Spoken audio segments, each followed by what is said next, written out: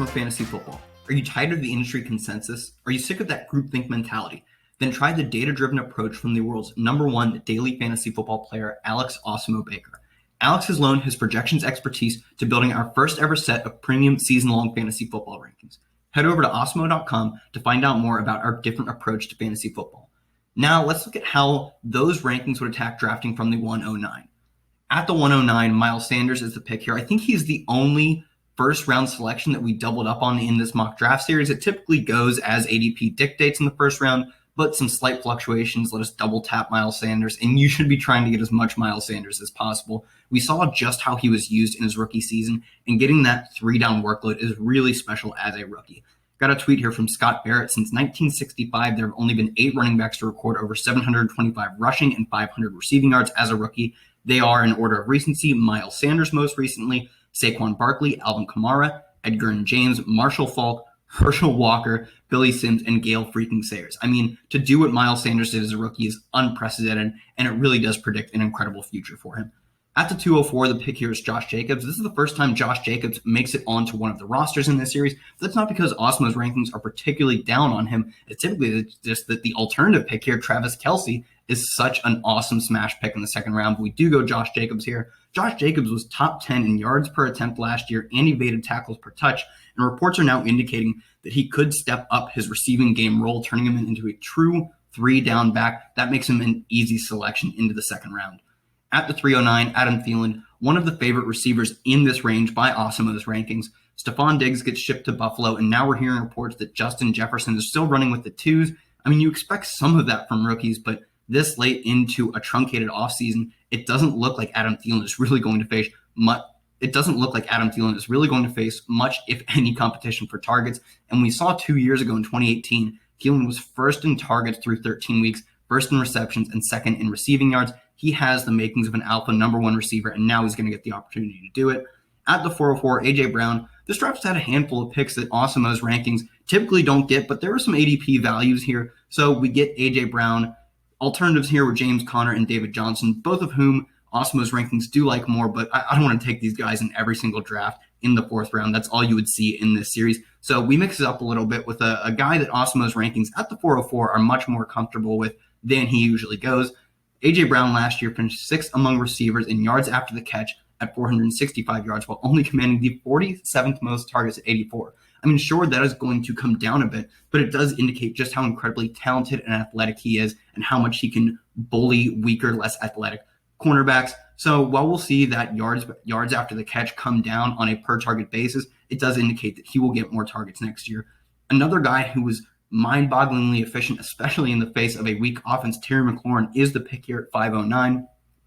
McLaurin was also taken in this mock draft series by the 108 team at the exact same spot, basically, and his 919 yards and 7 scores as a rookie really are what we are looking for. He did that while getting Dwayne Haskins as a terrible quarterback in his rookie season, but we could see some improvement from Dwayne Haskins. He threw for 4,800 yards and 50 scores as a sophomore at Ohio State playing against Big Ten defenses. His college resume says he was good, and he did improve over his final 2 games in his rookie season. We don't expect Dwayne Haskins to be a special player in his second year, but when you look at what McLaurin did with bad quarterback play, if there's even a modest improvement, he really has a sky-high ceiling in 2020.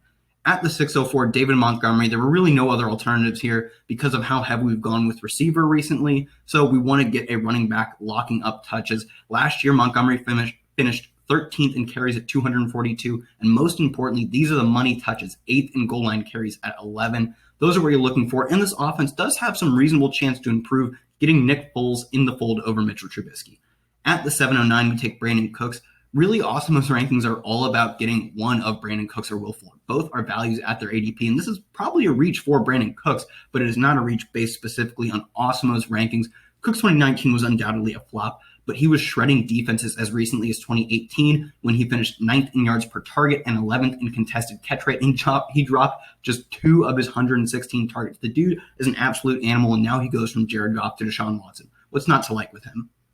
At the 804, Latavius Murray, one of the premium handcuffs per Awesemo's rankings. And the thing you really have to love about Latavius Murray in season-long leagues is there is no way you don't know when to play him. He absolutely killed when Alvin Kamara was out. He got to 62.7 fantasy points per game in the He got to 62.7 fantasy points in just 2 games when he was starting in place of Alvin Kamara, and he did so on 62 touches. He was absolutely insane. Then he had a handful of other games that he was fantasy viable, getting 18, 12, and 11 touches. The Saints won all 3 of those games by at least 17 points. That means when Kamara is out or when the Saints are big favorites, those are when you play Latavius Murray, and that's it. You know when he's a startable asset, and you're keeping him on the bench in every other scenario. And that's a pretty useful decision-making model to have for a running back in the 8th round. At the 909, Carson Wentz is the pick here. We know Carson Wentz has been banged up by injuries, but injuries are often fluky. They come and go. Matthew Stafford missed 19 games through 2 seasons, his first 2 seasons in the NFL, and then went on an absolute tear, starting 136 consecutive contests. Talent is what we're looking for at the quarterback position, and Wentz has loads of that. After his rookie season, Wentz has posted a 5.4% touchdown rate and averaged 260.2 passing yards per game. Both marks would have been top 10 last year. As long as he's healthy, Wentz is a well above average quarterback, and that is worth paying for in the 9th round.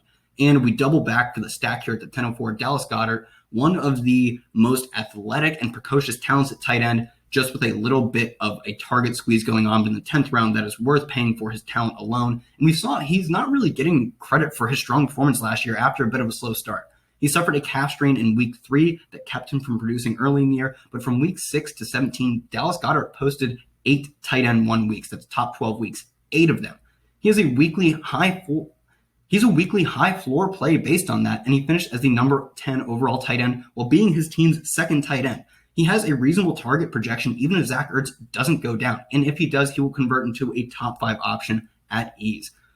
With the Eagle stack going on here, we're going to want to look for an upside guy like Jalen Reagor and a few picks coming up in the draft. The Wentz-Goddard-Reagor combo is a stack that you want to be leaving drafts with. So with that being said, let's get out of here, guys. Thanks for tuning in. Make sure you like and comment this video.